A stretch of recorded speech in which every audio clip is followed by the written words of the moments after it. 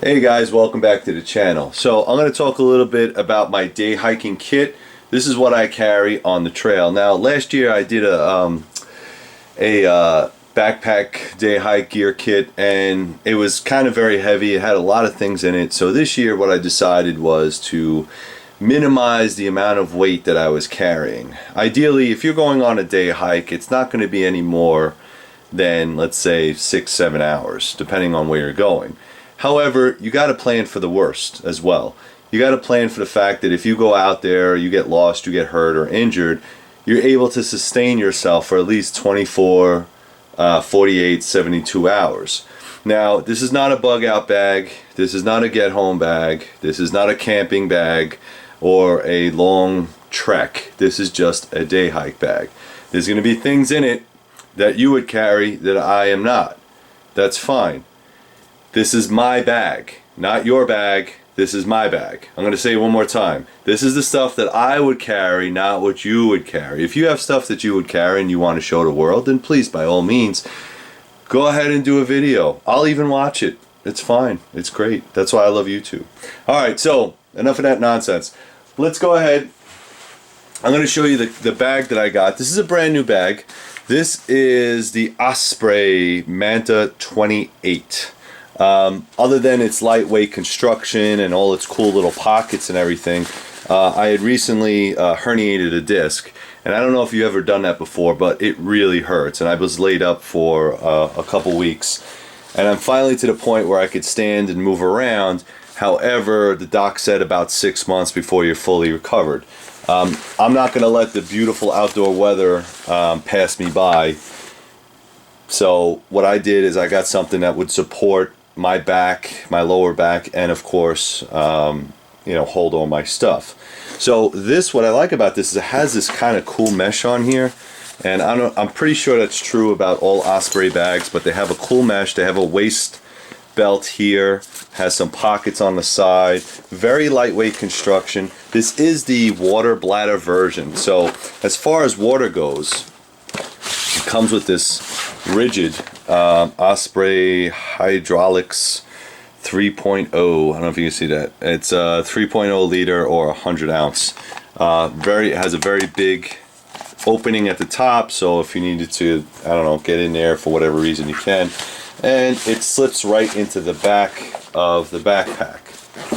Inside the backpack, like I said, it has 32, is it 30? No, sorry, 28 liters.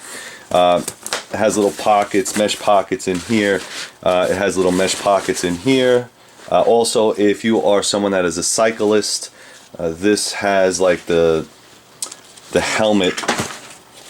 It has a helmet clasp up here. I think you can put these two and put a helmet on it or cinch it up, something like that. I'm not really sure because I don't do mountain biking, but this works with mountain bikes as well, I was told. It also comes with, if I can pull it out, the bottom of this has a zipper where you can pull out, I think this is the rain fly. So if you are trekking in the mountains and it starts to rain and you don't want your bag to be one big old soggy mess, especially with the contents in it, it comes with a rain fly, put it over the bag, and you're good to go. So really nice bag. I really like this. Side handles, zips, pouches, but super lightweight, which is what I really wanted to go with. Again, that's my only water source, is that water bag. Now, what's good about that is if I wanted to add things, like I always carry extra like plastic water bottles.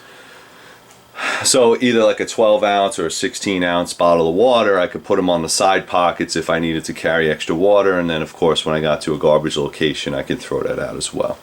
Alright, so I'm starting with the water bladder. A lot of times I carry a lot of water, and what happens is water gets extremely heavy on the trail, and especially if you're going up verticals. Plus I'm trying to carry all this other kit. So that's it for water. I'm going to have my water bladder, maybe a couple 16-ounce water bottles if I feel the need. If not, I'll leave it out. Okay. As far as food goes, I'm usually going to go to the corner deli or whatever it is and get my sandwich. But I always carry extra snacks. These are Cliff Bars and I forget the name of these. Kind Bars, Cliff Bars.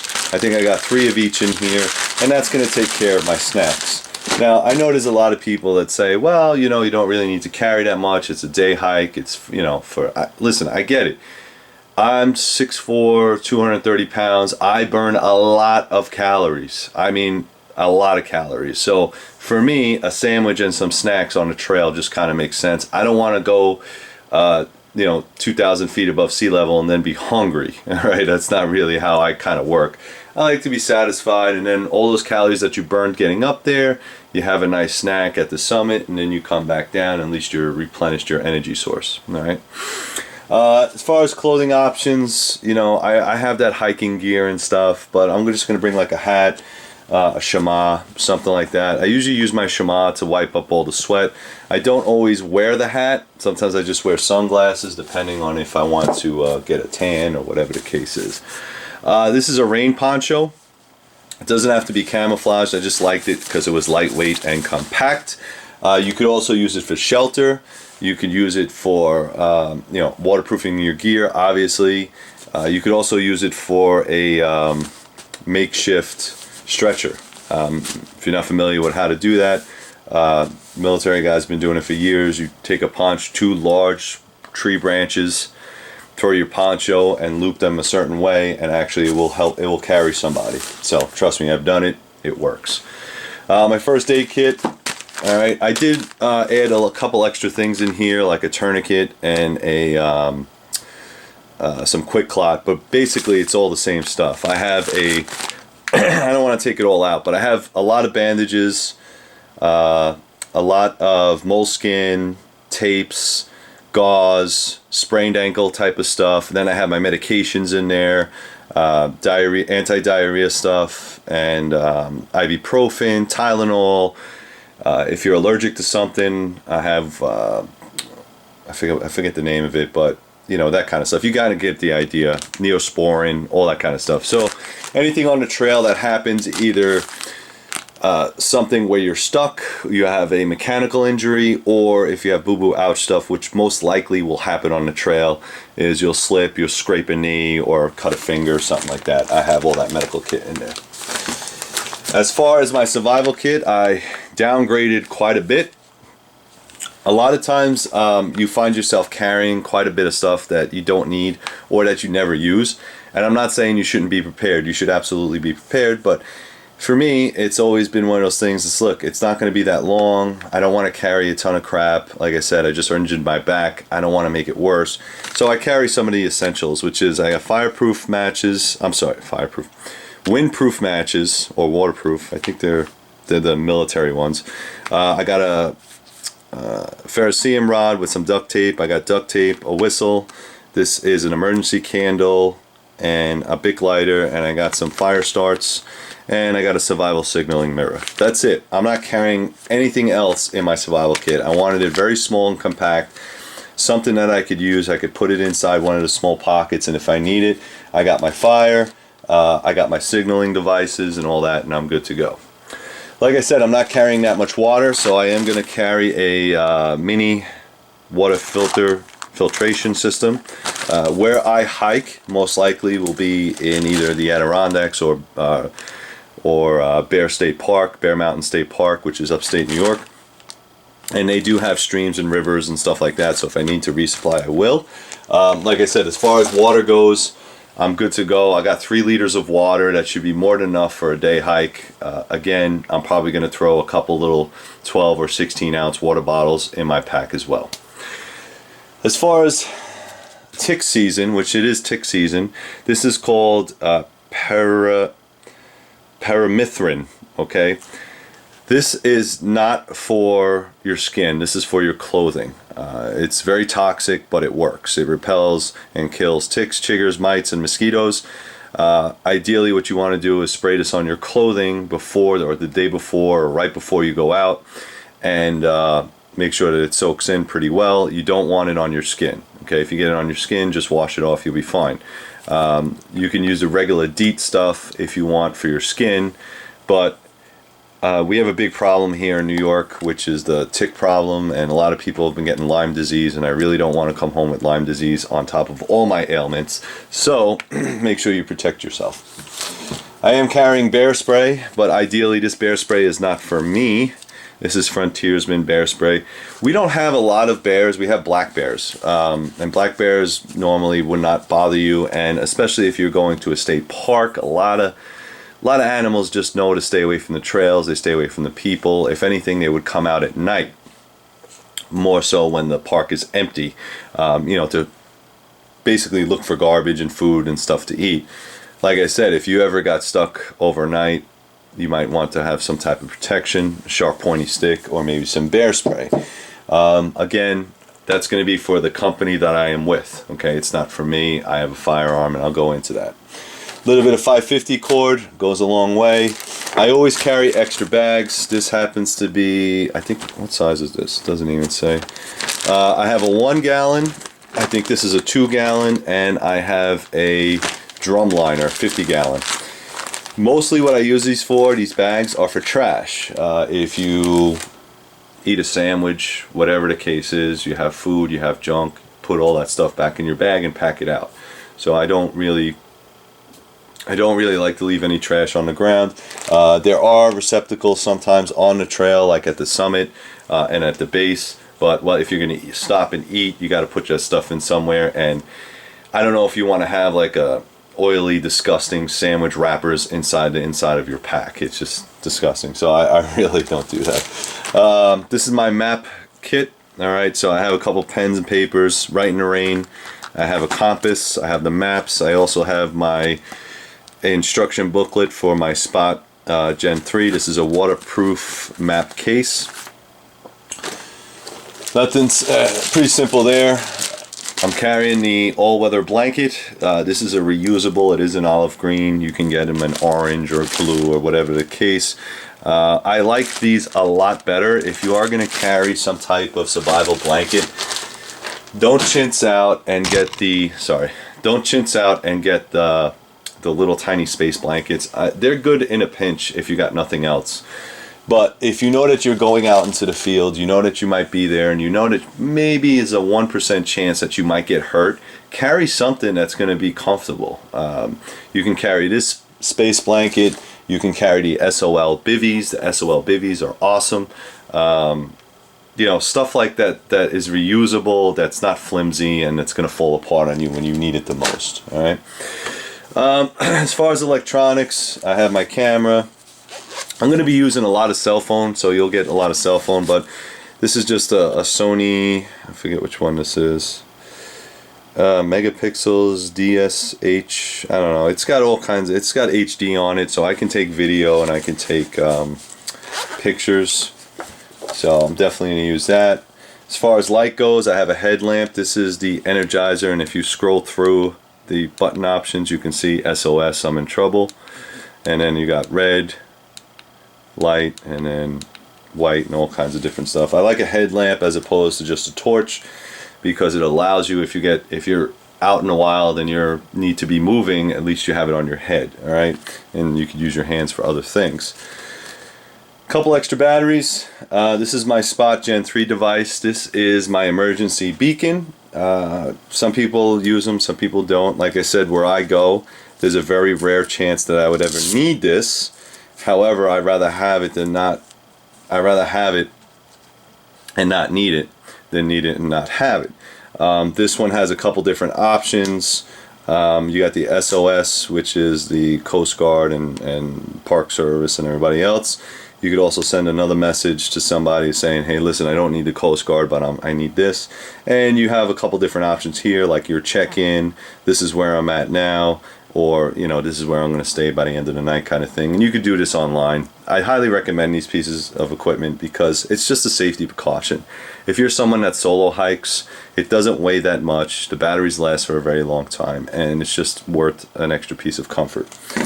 I have my GPS Garmin. Now I know there's a lot of people are going to say, well, you got your cell phone, but the thing about cell phones is they work off cellular service.